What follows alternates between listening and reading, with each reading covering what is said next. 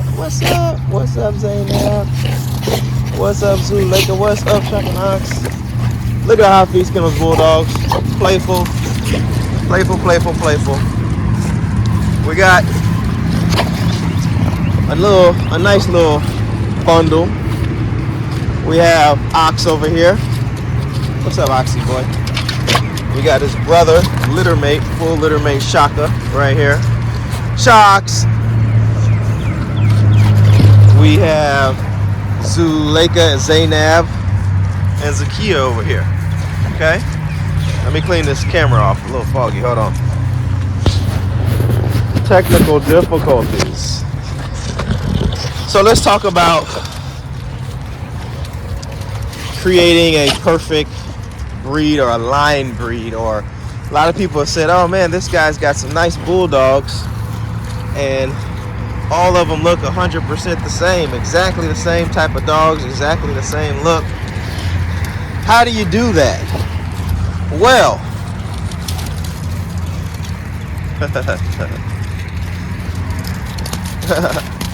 look at him go. Only 19 months old. Their brother is Zaakir, who I'll put in the video, who is son of Diesel, who I'll put in this video right here, who is father to the puppies that are on the ground right now. Oh. All right, guys, come on. Come on, come on, come on. See, and a lot of you guys want to recreate the Diesel, right? You want a Diesel, I want a dog like Diesel. What you don't understand is how to get a dog like Diesel. How to get a dog like Diesel, people think breeding him on his first or unline bred litter would create a Diesel, and that's not. You'll maybe get one, right? But you have to understand what happens when you breed a dog. When you breed a dog, you're going to take two different genetics and put them together, right? So these dogs right here, these females that look amazing, as you can see, there's kind of a three different style of a bulldog. You have probably this one, Zaakir, with the cherry eye. Yeah, she has a cherry eye, no big deal. It will be removed, but we wait for a little bit on that. She actually would be perfect for the line breeding aspect if I want to recreate a Diesel, right? And what I mean by that is that structure looks exactly like him, how he would probably look as a female. Zaynab, a totally different bulldog look. Not totally different, but I think this is probably the perfect bulldog look right here. Zaynab!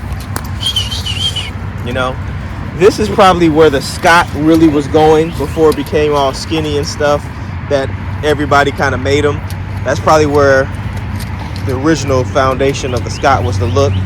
Then you have kind of where the Johnson was heading and is right now, which is now the classic bulldog, where you get the thick, really thick, heavy set bulldog, right?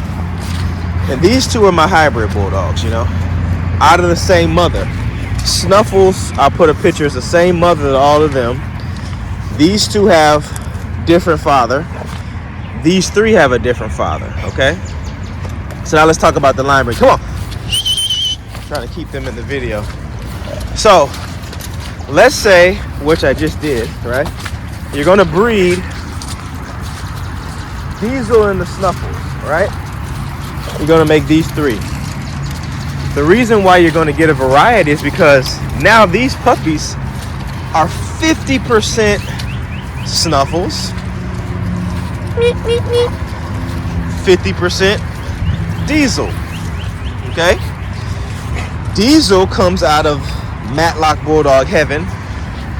Snuffles comes out of World Renown, okay? We're gonna focus on these two for now. So look, what does that mean? That means I'm pulling genetics from those two bloodlines.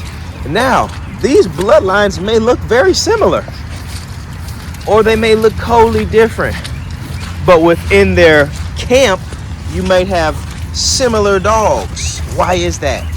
Because every time that breeder has a dog, he keeps the best of his look to put it back into the line to continue to look. So here we go. This is why you might see dogs that all look similar, is because they're going to recycle the genetics and tighten up the bloodline or the line, right? And that's where you get line bred. Line breeding is okay. Inbreeding is not. Inbreeding is where you take sister to brother, brother to sister, stuff like that, right? I think even son to mother, people try that weird. That's a weird one, right? But with the line breeding, what you would do is you would take something of your own, right? So let's say I bred Diesel, which I have. I bred Diesel to Snuffles to make them. Technically, if I wanted to recreate and make a literal clone of Diesel, come on, let's go. I would then breed Diesel to his daughter.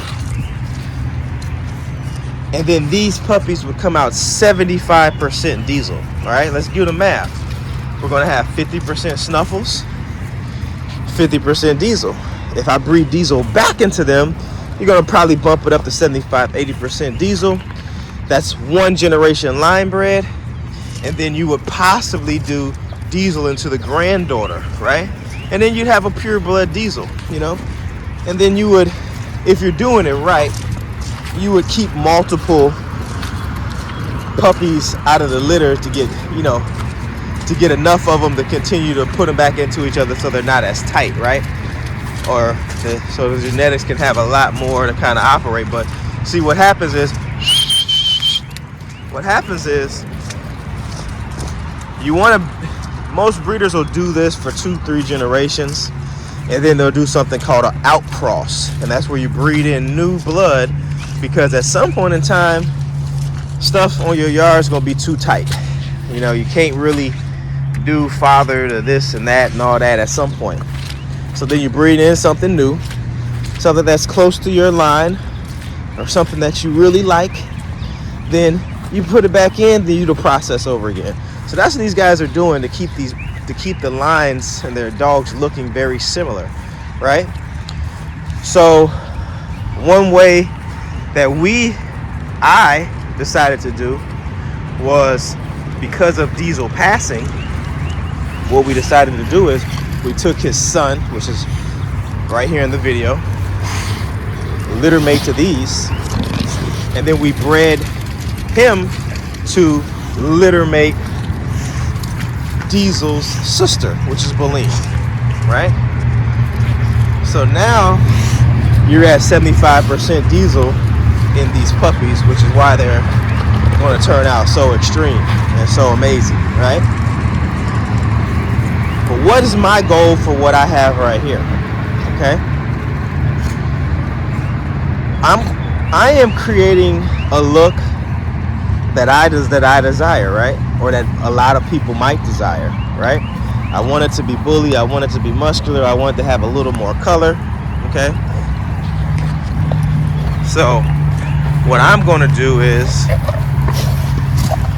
I'm going to utilize the males. Hey, stop playing so rough. These guys are like, my bad, these guys play so rough. I don't want them to get hurt up on the video, but they're just like wild wrestlers when they go wrestling.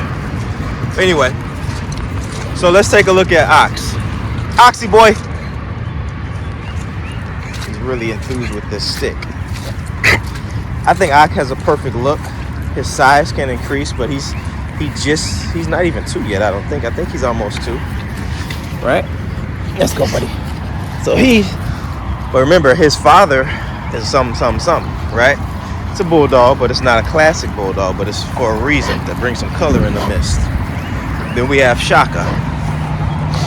Very more English looking, right? So with these 2 males, I can adjust and improve on any female I put them with, right?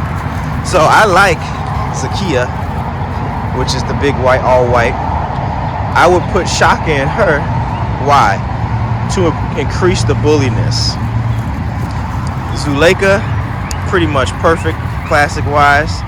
I would breed ox to her and ox to Zainab, right? Then I would have to take the puppies out of those to have the closest and most whatever look I'm going for, and I would be able to breed them to each other, right? Because it'd be a line breed, but not an inbreed, and because I have siblings and litter mates that are like half cousins and first cousins, you can actually do this, right? But also, what'll come from it is both of them have snuffles in there, right? So at some point, it'll be, let's say this is 50% diesel, 50% snuffles. This is 50% snuffles, 50% a dog called the goat. Once I put them together, it'll now be 75% snuffles, somewhere around 10-12 diesel, 10-12 goat. Something totally different, right? But let's say I don't want that much snuffles genetics, right? This is where I would keep a puppy off of the litter. Look at this, athleticism. I would keep the puppy off of the litter, off of Zaakir and Bullene, a female. Take the best male out of that, stick it in that, right? That's gonna up the Matlock gene in there, right? So the whole point of this is just explaining to you guys, man, it's a little bit of jibber jabber, but just explaining to you guys how to line breed. You know, some people actually, some really professional breeders will say, this dog is 3 generations line bred, right? And then that'll let people that actually understand dogs know, damn, this dog's gonna look just like the stud, you know? And then that's what you want. If you want to have a certain look, you can know, because sometimes you can buy dogs from people and not know how they're going to turn out, you know? If it's, you know, if you talk about 50% something, 50% something else, it's going to pull from a wide range of genetics, right? But the top breeders that create consistency in their line, they line breed, and they should, you know, you can't say we're doing it for the money when you actually keep the whole litter, right? When you're keeping litters and you're taking things back and operating and enhancing the gene pool and the look, it's not about the money. But when you do sell, they do cost, because you're talking about time, effort, and you're talking about quality and perfection. You know what I mean? So when you get a bulldog from High Feast Kennels, look, it's not going to be less than $2,000. Why? Because it's time to put a little bit of pride on American Bulldog. You know, they've went away from their look. We're going to call these classics, because that's what people want to call them now, classic Johnsons, right? But we're going to create perfection here. We're going to have more variety of color. We're going to have size. We're going to have athleticism, and we're going to have everything else that the Bulldog comes with. Okay? You're not going to get nothing less for $2. It's disrespectful to sell it for less. You know, realistically, you're going to get, for full breeding rights, it's going to be $2,500 for a male and probably $2,800 for a female, and that'll be like that for probably a year or so, right? Then once everything starts getting more and more perfected, more and more colored, you know, right now these are some of the top Bulldogs you've probably ever seen, right? Because they come from top lines, right?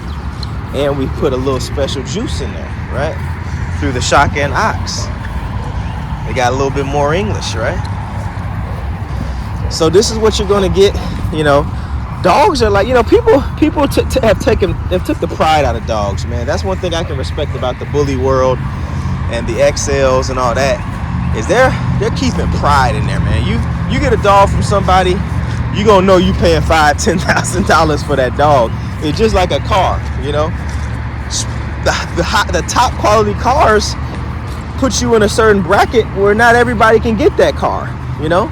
So when you're walking down the street with a High Feast Kennels bulldog, somebody's gonna be like, oh man, he paid top notch for it. He paid top dollar for that dog because that dog is top dollar quality, right? And we're gonna be doing some dog shows this year. We're gonna be doing some vet shows. We're gonna be doing so many things this year, certifying them, because the thing is, it's time to bring it back, man. We're gonna bring it back, and we're gonna create a perfection, or what I consider a perfection in a bulldog. And a lot of people are agreeing with me where I'm going. And we're talking about, you can see muscles, you can see strength, you see how fast and how agile they are, and they have the look. And we're going to have some colors in here, and they got the bones. So stay tuned, more to come. High Feast Kennels. Play my theme music. Let's go. Dozy.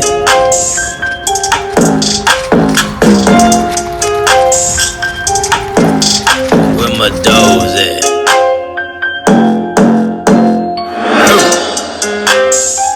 High Feast Kennels, baby. You understand me? One of a kind dog. You understand me?